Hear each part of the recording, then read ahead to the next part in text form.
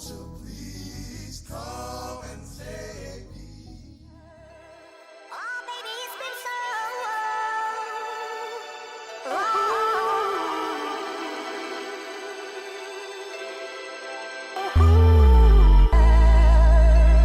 Oh, baby, it's been so I'm Nick Clark. This is the F.I.R.M's podcast.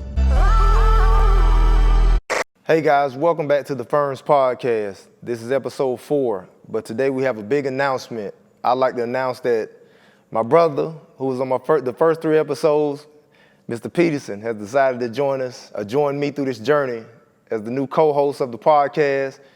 It's an honor to have you aboard, brother. I just want to say thank you again for agreeing to be a part of this. I don't know if you have any words you'd like to say, man. Nah, absolutely, Nick. Listen, it was an honor, man. I told you when you called me, man. You gave me a shout and said, hey, I think we could roll with this thing together based on the feedback and the response I'm getting on the first couple of episodes. And I said it would be an honor for me to do that. Like I said, I saw the F.I.R.M. I saw the work, and I saw you coming together. It was your baby. You were carrying it. And so now to be out here to have the opportunity to roll with you on the journey, I'm excited. Hey, bro, again, I'm glad to have you here. I know the feedback and the energy we got from the first episode was like crazy. So it's like, why do this alone, man? When you have a great partner, man, we can definitely just conquer this thing together, and definitely inform some brothers and inspire some people just to do positive things. You know how we talked about it from time to time. So it's only right. And again, bro, thank you for being here. And I look forward to the journey. Absolutely. So I know you got somebody kicking it with us today that you want to, I guess, introduce to the world, our very first guest ever. Yeah. And so, listen, I'm not going to downplay this brother and say introduce to the world, right? He can introduce us. But you right. In all honesty, I guess today we thought would be perfect for this topic because of his wealth of experience and the places he's been able to be and just the circles he's been able to be involved in. And so I give a funny backstory about how I met this gentleman. And when I met him, he walked into a center in the work that we do, and he had on a kind of a gray setup suit. And immediately I thought Cornel West, right? Yeah. Brother had on a wool A hat. And so I said, okay, let's go see what he's talking about. And when he spoke, everybody in the room had to listen. And what he said came true. And then he closed with, I'm a product of Atlanta Public Schools. I went to Frederick Douglass High School. And I said, well, that's okay. We forgive everybody.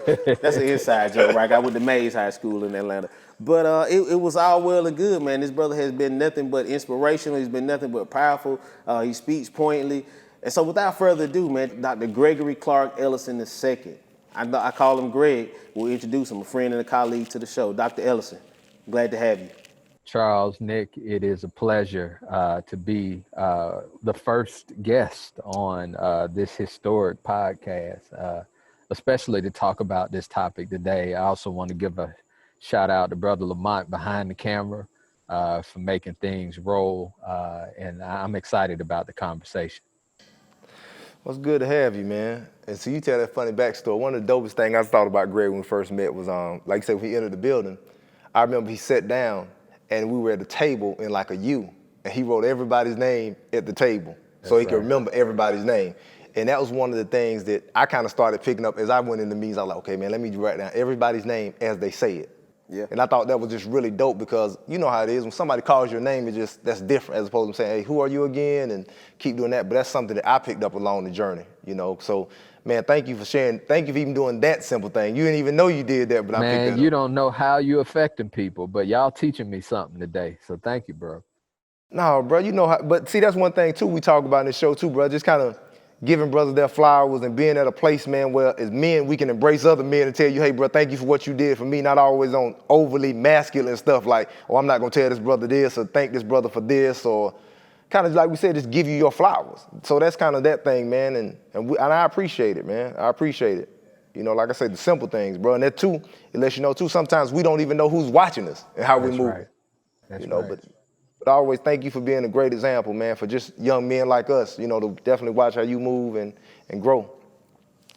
But I know we're touching this topic today, man, that's kind of heavy. And I'm going to say heavy in the sense of, wow, I really don't even know what to say. I'm just going to say heavy in the sense of it's a burden or it's something that we've had to carry for years. So our topic we're looking at today is called the weight of my skin. So today we'll be focusing on, I guess, the impact of our skin as African American, but mainly from a male's perspective. and how the world views us, and even just things we've encountered during this journey or what have you.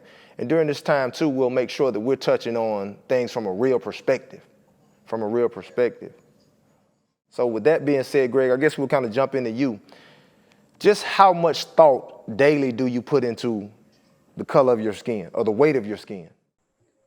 Yeah, Nick, what an important question, man. It's not a day goes by that I don't think about. Every morning I wake up, I realize I'm a black man in America. But I don't see that in a stigmatized way. I don't look at it as a negative thing. You know, I had the benefit of growing up in a home with a father who was very much active in the civil rights movement and spending summers with my grandfather. My grandfather was a sharecropper from Mississippi, not Mississippi, he's from Mississippi. And, you know, his father was a sharecropper from Mississippi who had his farm taken away from him. He actually owned a farm in the early 1900s, but he was doing too well in Mississippi, in Holmes County. So they actually they kidnapped my great grandfather. The Klan kidnapped him, and they told him, if you're not off your land by midnight, we're gonna kill you and all your family. And so my great grandfather packed all his things on a cart pulled by a mule, and they left in the middle of the night, all that he worked for. I think of my grandfather, Nick, when I think of this skin, who was in Mississippi in the 1920s, and he said, none of my kids are gonna ever pick a piece of cotton, and they all gonna go to college. This is a black man with a 4th grade education who had never met another black person who had gone to college, saying at the age of 19 that none of my kids are ever gonna pick cotton and all of them are gonna go to college. He had 12 kids. All of them went to college. They ain't all finished, but they all went. And so when I think of this skin, I think of sacrifice. I think of triumph over adversity. I think of people who have worked long hours and prayed prayer after prayer so that I could be here. And when I think of this skin, I think of my great grandkids that are not yet born, and how the work that we are doing today will make the weight of it a little lighter for them. That's what I think about, you know. And it may seem like, oh, I can't believe he's really telling the truth. Every day I think about, what am I doing to make a better life for those who come after me? Because my grandfather did not know that I would be a professor because of the sacrifices he made in that field in Mississippi at the age of 18. Wow. So I promise you this will be a guest worth having. Is that not a way to open up a podcast? Is that not a way to do that? And so, listen, Greg, to kind of just think about that, right? I think about the way in which we carry our skin, and I'll be honest with you, I don't think it was by a flaw of any form, but that same pride wasn't ingrained in me growing up, and it wasn't a flaw. It wasn't intentional that we looked at ourselves as being, I guess, disadvantaged. It was just more or less my parents were in that everyday life of providing. Right? And so I guess when you're in that everyday cycle of provision and making a way, that sometimes things may fall by the wayside. Nobody ever said to me, be proud of who you are and take your skin and embrace it that way. But I took other lessons, right? And so similar to you and your great-grandparents, so the first 12 years of my life, my great-grandparents raised me. That's right. And so my great-grandfather had to drop out of school because on the 1930 census, he's listed as the man of the house.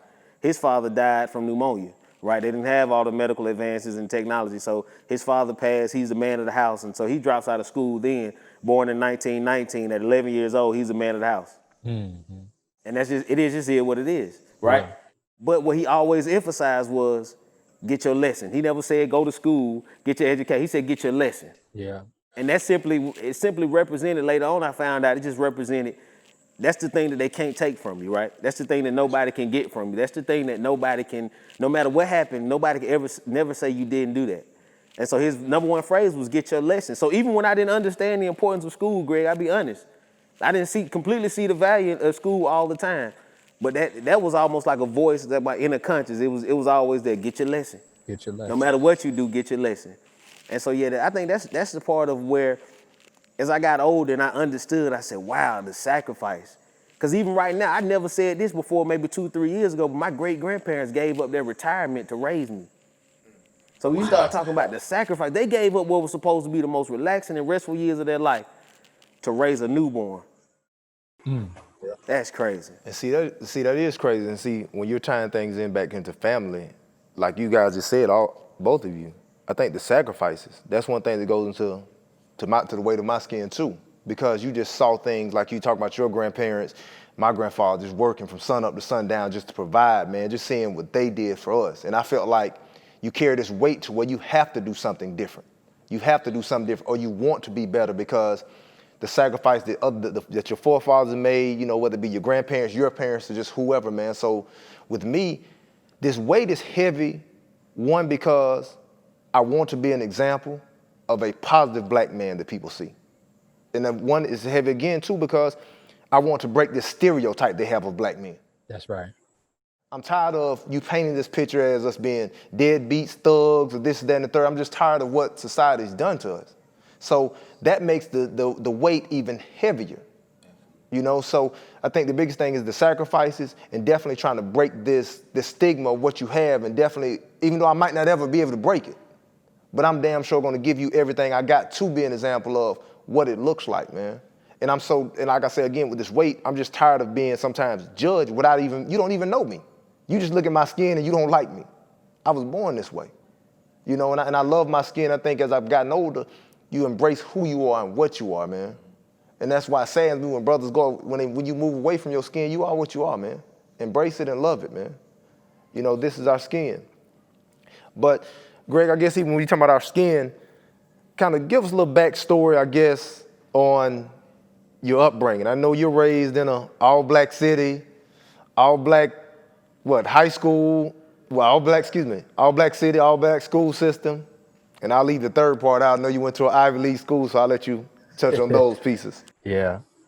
Well, I mean, there's something to be said about being raised in Atlanta, and you don't really realize the significance of it until you leave Atlanta, right? And to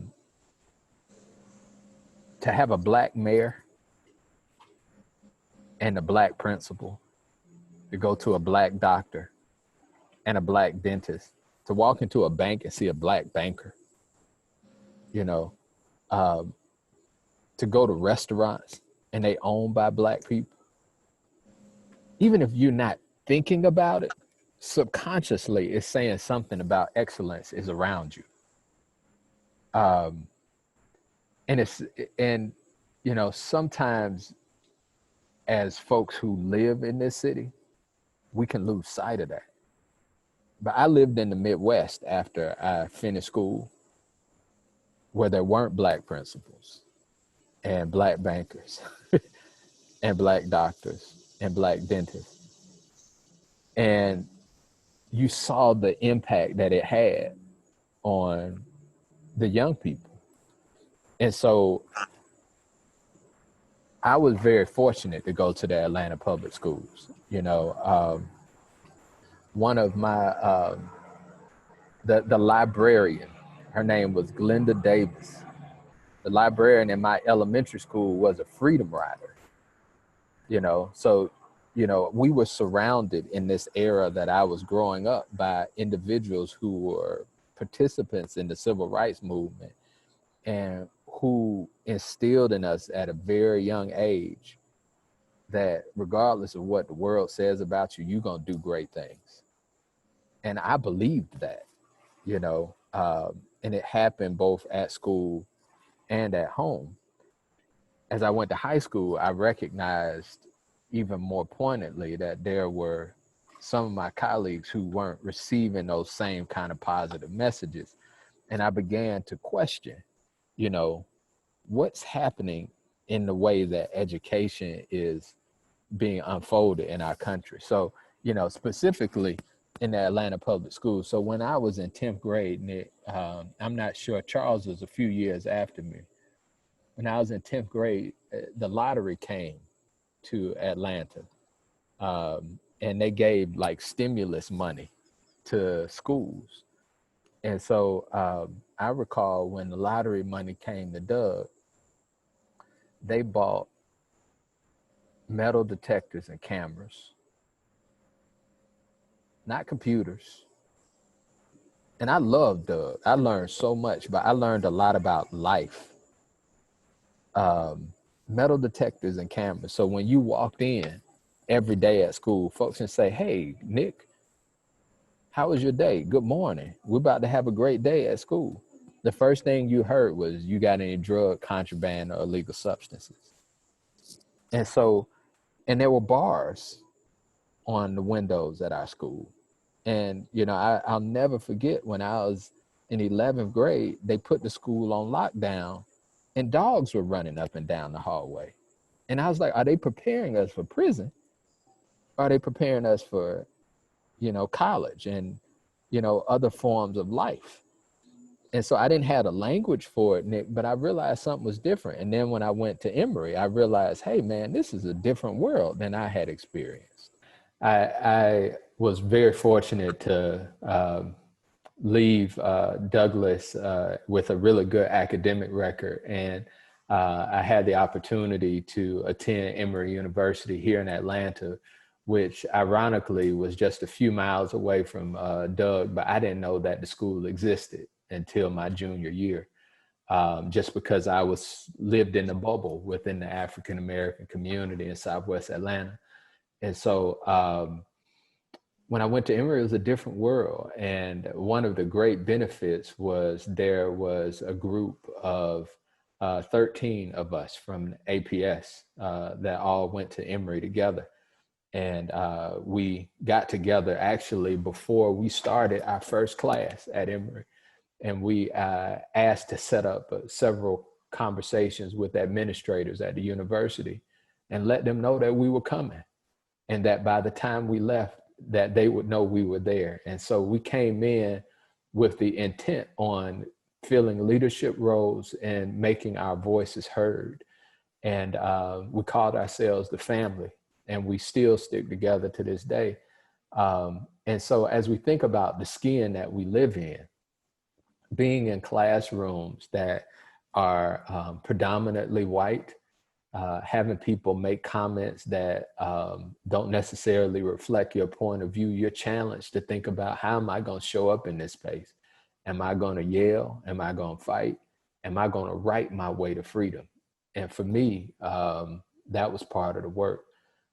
So yeah, Charles, I've been really fortunate in my education to learn in some very prestigious places, but it all goes back, you know, to the wisdom that I gained from my grandfather. I hear you saying, your grandfather saying, you know, get your lesson. My granddaddy, who had the 4th grade education, would always say, wherever you go, you need to be looking and listening. And so, you know, and my granddaddy also said it's important for every Black man to have a side hustle. And so, you know, even as I was in school, I was selling mixtapes. You know, I was helping folks editing papers for money, just to make sure that as I'm growing, I'm also providing for myself, and, you know, working multiple jobs at the same time. Because, you know, the work that we do, it will impact other people. And I guess the last thing, Charles, I feel like I'm talking too much here, is and I'd love to hear you all's experience with this. We started off saying you never know the kind of impact that you're having. The most important assignment that I ever had in my life was in my senior year at Emory. And they said, for your course, we want you to think about, as a religion major, all of the things that you learned. And we want you to create a project to share with the class about everything you learned. And so what I did was I went around campus and raised money to host a white tablecloth breakfast for the people who clean the dorms. It changed my life to see those men and women, some of whom had worked at Emory for 30, 40 years, teary-eyed because they say this is the first time that we have been recognized as a part of this community. And so, those folks got me through school with their encouragement, stopping me in the hall saying, hey, we praying for you, go on and do well on that test. It was like my grandfather and my grandmother sitting with me saying, you're going to do it. You're going to be all right, baby. And so when you talk about the weight of your skin, you realize that you are, when you are pushing towards excellence, you're doing so not by yourself.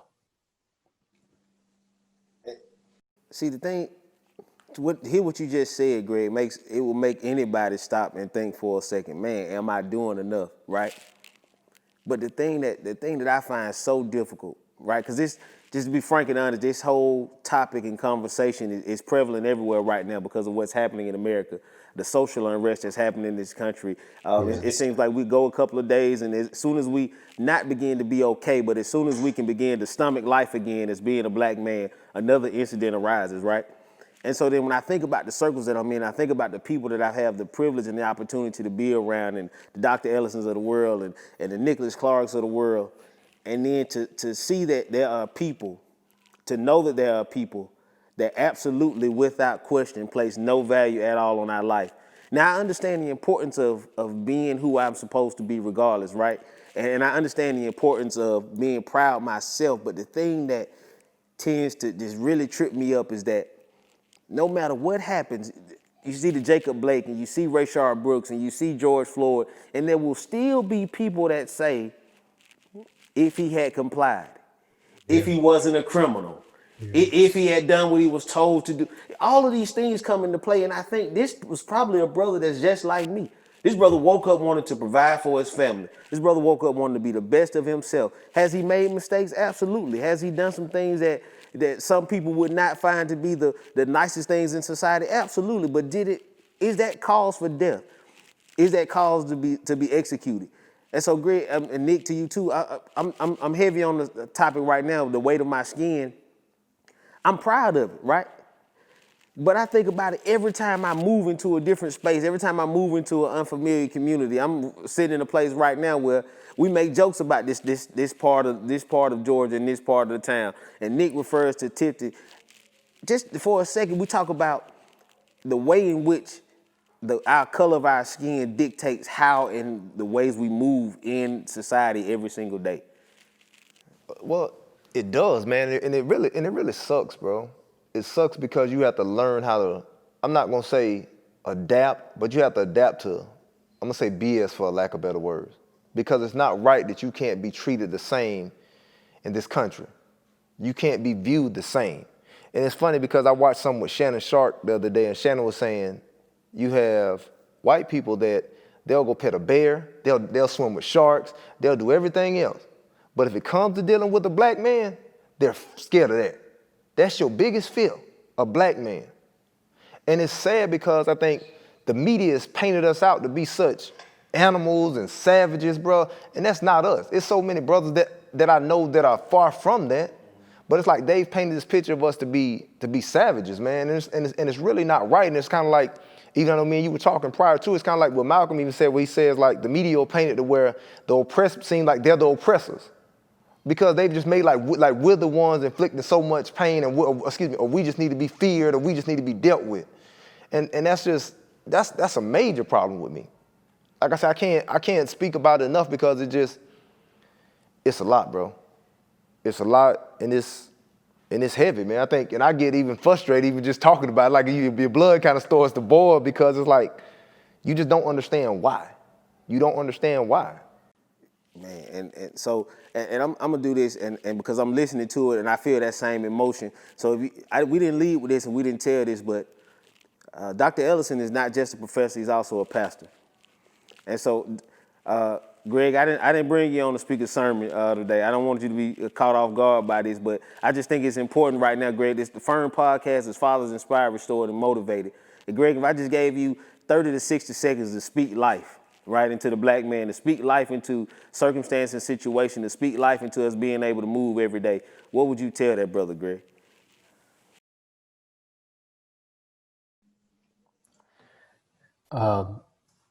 There's this brother that I met at Morehouse several years ago, and he told me, I said, if there's one word that you would describe yourself as, what would you call yourself? And he said, I'd call myself an anchor.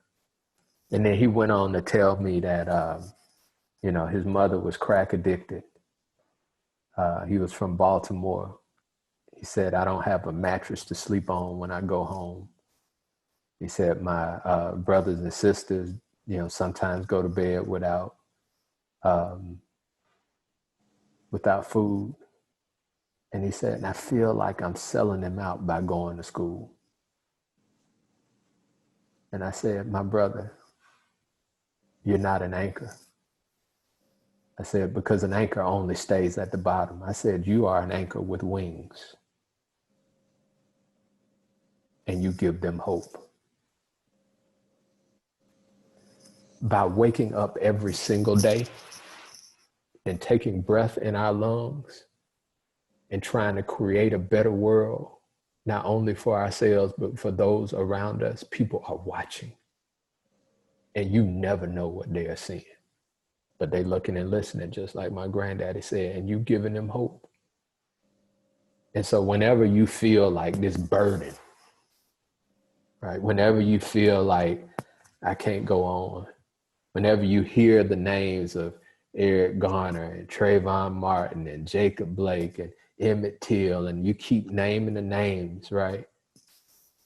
You're breathing for a reason. And what story are you writing in the chapter of the book of life? How are you giving the people around you hope? And it doesn't mean that you have to do what I'm doing or what Nick is doing or what Charles is doing. Dr. King said, if you're a trash man, be the best trash man ever. Work with excellence in whatever you do. If you're a shoe shine, bro, if you're a shoe shiner, shine them shoes so people can eat off of them. Because excellence, there's one thing that people cannot argue with and that confuses people that don't look like us more than anything, and that's excellence. Excellence in athletics, excellence in the academy, excellence in craftsmanship. Whatever it is that you do it to the best of your ability, and you're creating a better world. Wow. That's powerful, man. And again, I thought it was extremely important because I felt that same emotion, right? I felt it coming, and I didn't want it to overtake the power that's happening with this conversation and the three of us right now. And so, Greg, I definitely appreciate you. We appreciate you being able to speak life into that and into any brother, and frankly to anybody. If anybody were to embrace that message to be the best that they could be, then they're doing their part in the world. Yeah, because Charles, and the reason why I say that, right, and excuse me for interrupting. No, absolutely. Is if we look through African American history, if we look through our heritage, they'll tell us that the only people that we need to read about during Black History Month are Rosa Parks, Martin Luther King,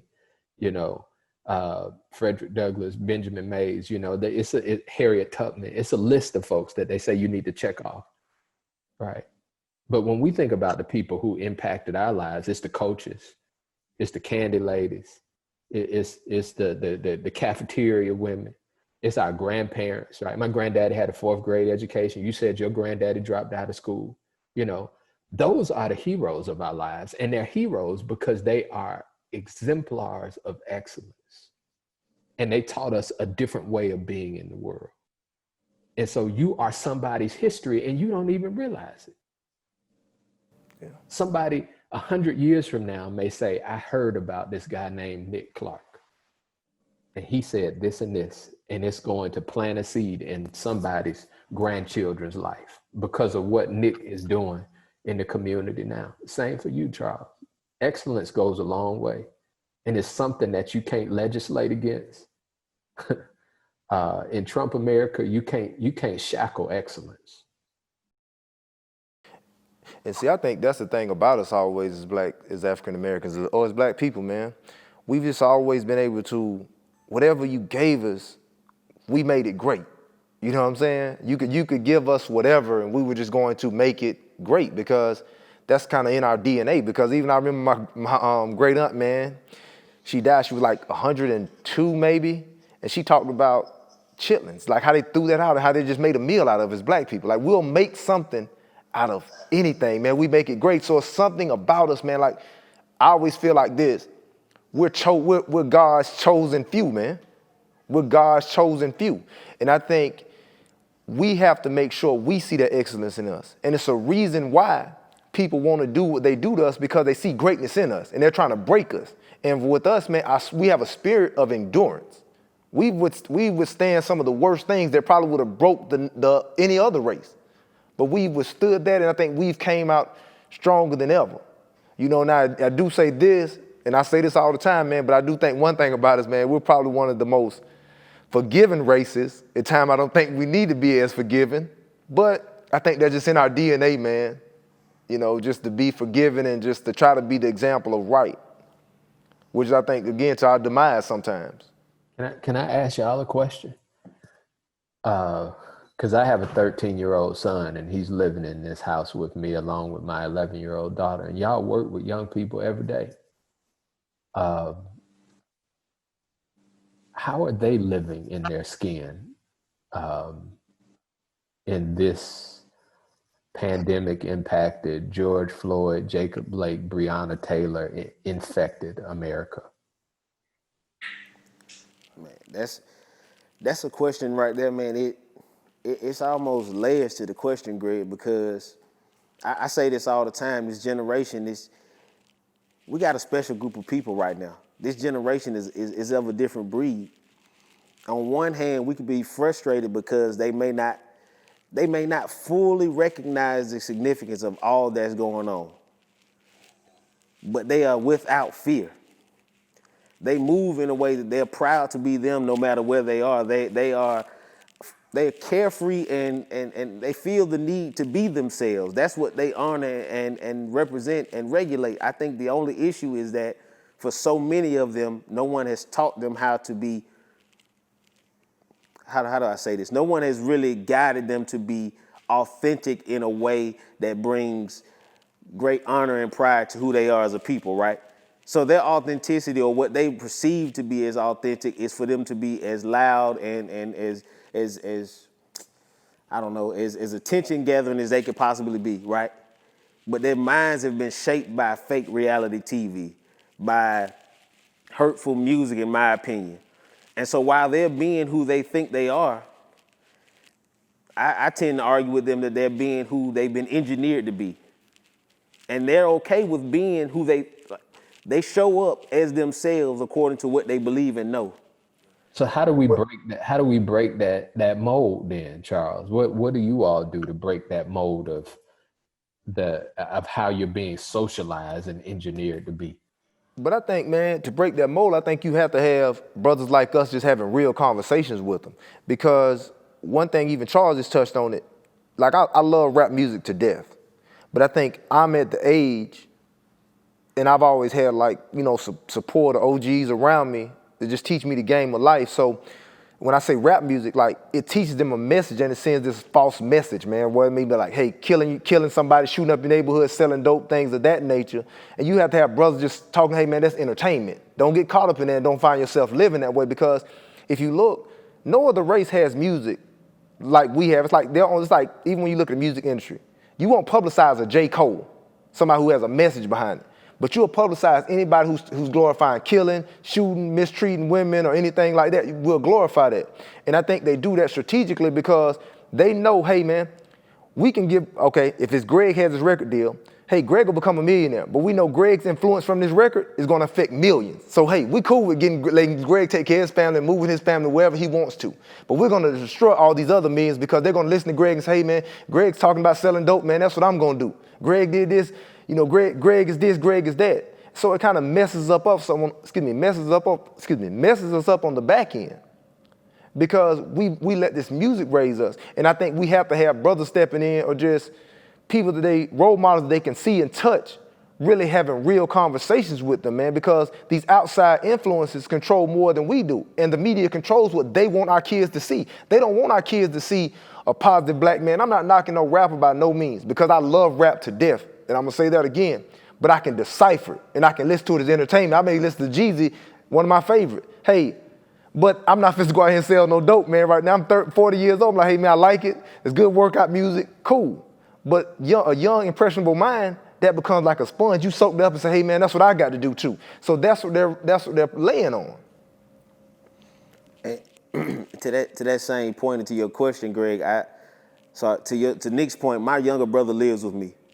And my younger brother is 24 years old. And my first introduction into the subconscious mind was Think and Grow Rich, Napoleon Hill. And so when he started talking about what we become and how we sow this into our mind, whatever we think about, whatever we focus on, that's who we become. And so I started introducing to my younger brother at a younger age. I said, hey, and my brother listens to trap music. Like if a song came on before Shazam, I would just call my brother and give him the lyrics to the chorus, and then he gonna give me the song. I never forget, I was on the campus at Bethune-Cookman, and 2 Chainz, his name was Titty Boy at the time, riding around and I'm getting it. And so the guys in the scholarship, I was like, man, that song cool, man, that song dope, man. So I say, hold on. I put my brother on speakerphone. I say, this is the song, I'm riding around and I'm getting it. He gives me the lyrics, he gives me the name and the artist immediately, right? But I've always been on him about, hey man, you listen to trap 24/7. You wake up and listen to trap. You go to bed listening to trap. Like he would literally fall asleep with his headphones in listening to trap music. And so then recently, this is a true story, man. Recently, some gospel came on. He had a breakthrough.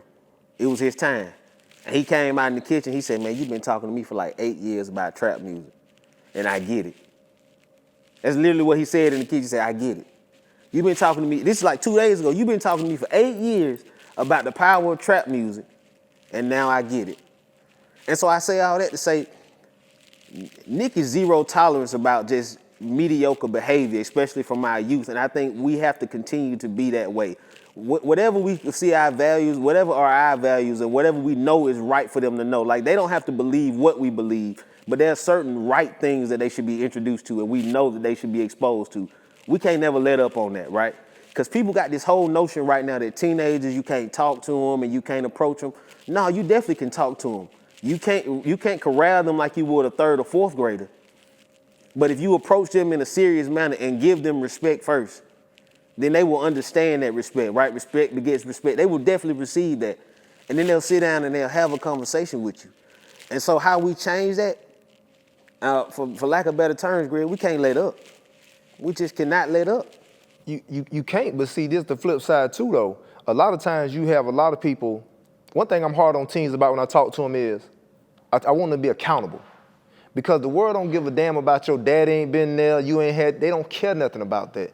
And I think I try to give them some sense of structure when I deal with them, because either you gonna get structure from me, or you gonna get structure from that judge. He gonna give you, when he bang that gavel, I don't care how much mama cry, whoever cry, that's what it is. And so I try to teach them to respect authority on the front end, you know what I'm saying? And authority, even like we're talking about now, like that may be dealing with the police, hey man, do what you have to do to make it out of these situations, bro. It ain't a time to become, hey, let's go back and forth. That don't end well for us, as you see as for years, I ain't gonna even say as of late, just continues to happen. This doesn't end well for us. But like I say, man, I don't know. But we have to stay in these young people's life, man. They need us. Because shoot, and I always tell older people this too, you were lost at one time. So don't act like you've been saved and sanctified your whole life, man. Like you can't sow into somebody, you know what I'm saying? We be forgetting like, oh, I've been saved, I've been this. No, sow into somebody. They might not get it today, like you said with your brother. 8 years later, I got it, but I got it. You know, you getting it, man. So Greg, I'm gonna kick the question back to you, because I know that you're a father of two. In the pride that was instilled in you early on, and the experiences that you've had throughout your life, how do you as a black man, how does being a black man affect the way you parent? You know, it's interesting because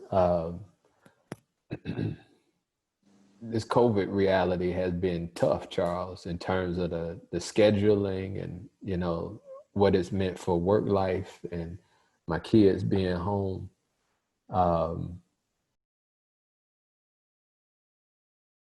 And it's challenged my wife and I to make some hard decisions. The one thing that I am really having to wrestle with, uh, even the fact that I work so hard, and I know y'all work really hard, and y'all work long hours like me, is even if I can't spend a lot of quantity of time with my children, it's important that I have quality time, even if it's only for a few minutes a day, that they know that I am fully present with them at this moment. You know, Chadwick Boseman died yesterday. My son is a huge Black Panther fan. He dressed up for Black Panther when the movie first came out. He's watched every Avenger film. He got Black Panther stop motion videos that he's done. So tonight, he and I are gonna sit down and have a long talk about grief.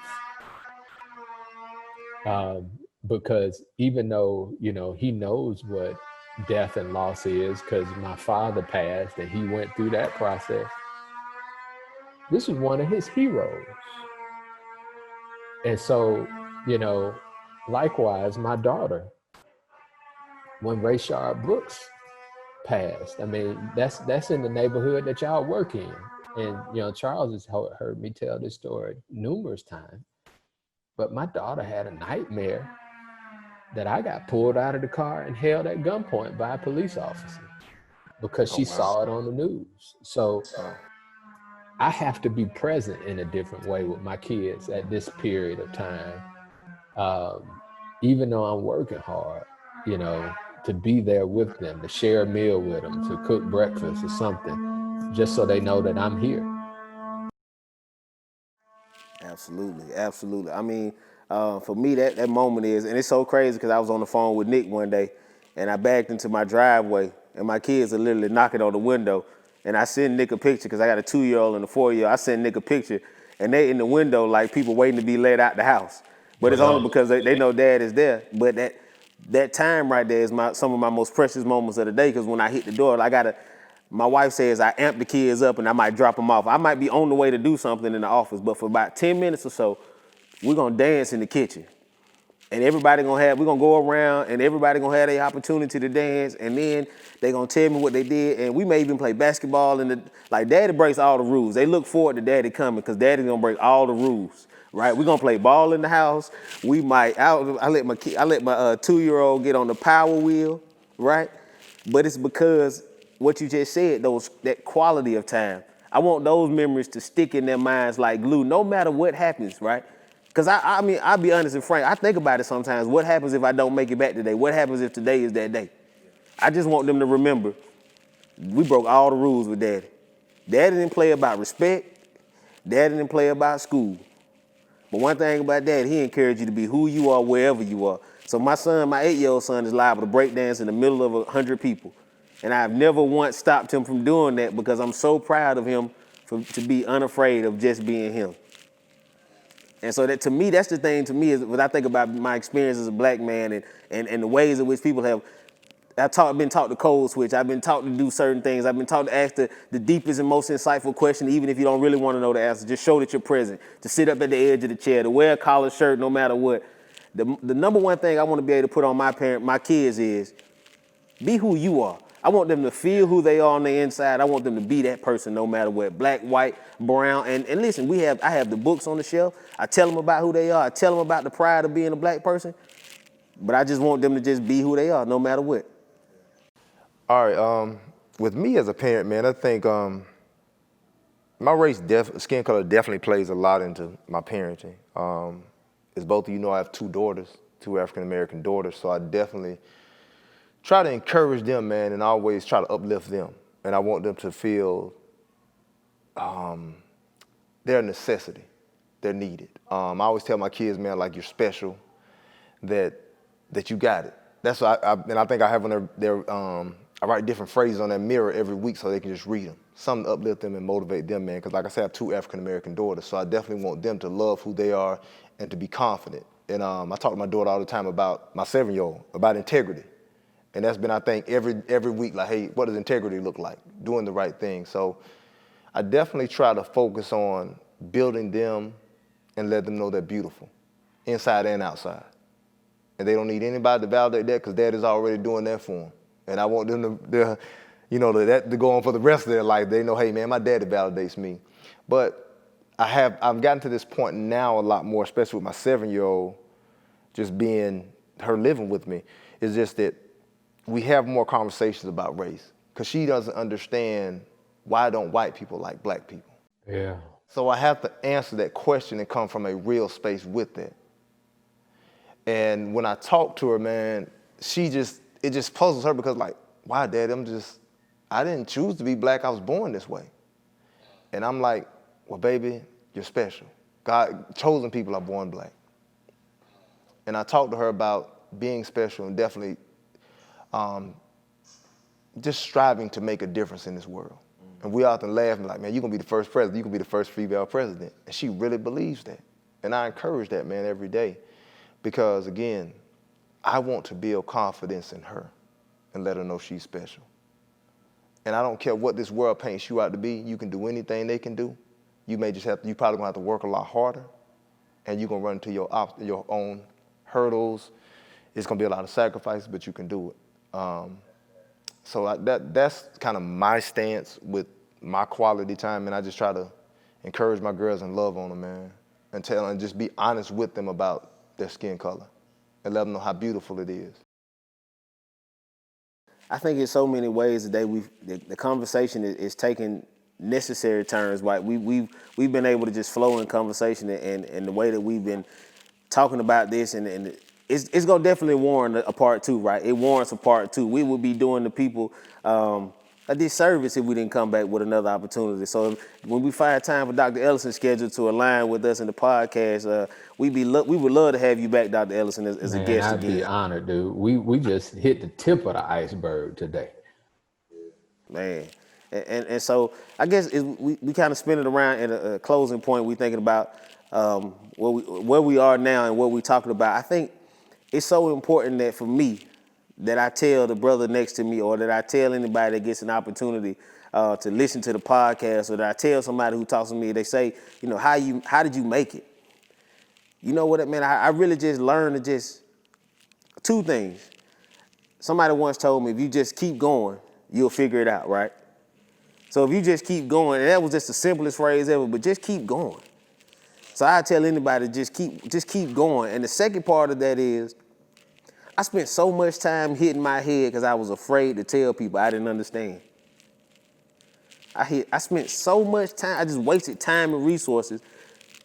I guess my pride, my ego, or whatever, I didn't tell people that I understood, that I didn't understand, I'm sorry. And when I started finding, being able to be comfortable with, because again, I was programmed, I guess, to think, don't show that weakness.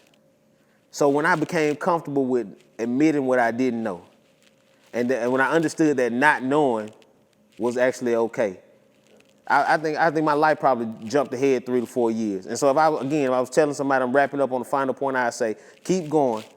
And when you don't know, just ask somebody. That's ass. Just ask somebody. So Dr. Ellison, to you, what would you say if somebody just walked up and say, brother, I need 2 points just to make it through?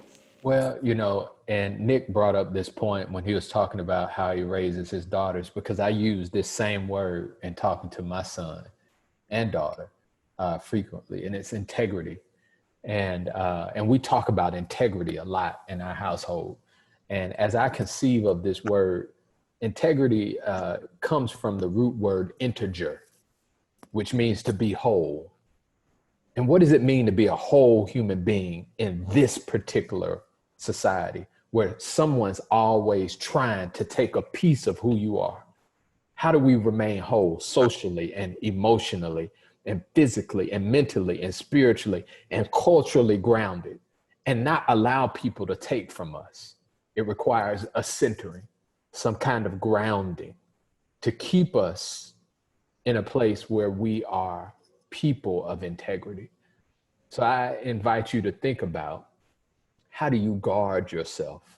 Maybe it's not listening to trap music 12 hours a day, right? Maybe it's taking a walk instead of eating another hamburger, right? How do you remain as a whole human being? Because again, breathing is revolutionary in this country. We must remain whole. We must maintain integrity for the life of our great grandchildren.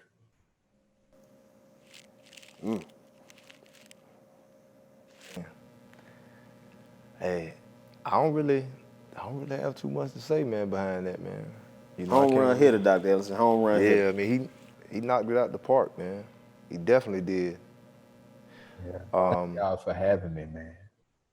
Bro, all I can say is thank you for being on the show, man. It's always good, man, and just to get good energy, man, to have good conversations.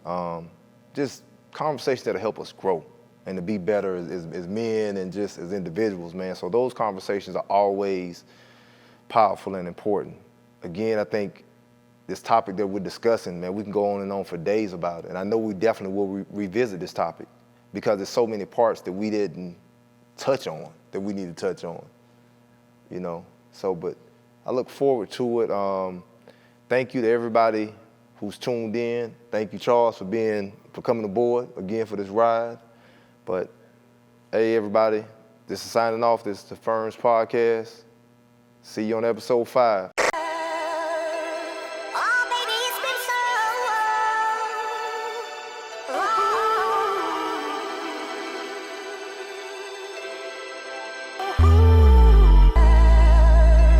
Oh, baby, it's been so.